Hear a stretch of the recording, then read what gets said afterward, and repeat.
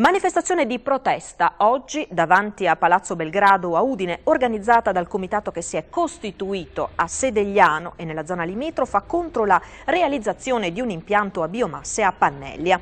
Come riferisce uno dei rappresentanti del comitato, Fabiano Turoldo, la popolazione è contraria all'installazione poiché per far funzionare l'impianto è necessario importare il legname da nazioni estere.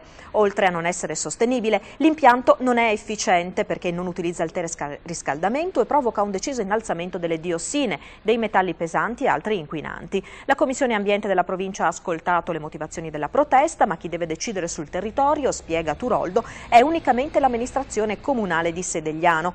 Nella zona sono state raccolte circa 2000 firme, ma nessuno, afferma Turoldo, ha raccolto il peso della protesta. È stato proposto un nuovo progetto per ottenere il consenso popolare, ma secondo il comitato non ci sarebbero novità rispetto all'idea iniziale. La centrale, sempre secondo il comitato, è una speculazione pagata dai cittadini. Infatti al comune viene data solo una piccola compensazione.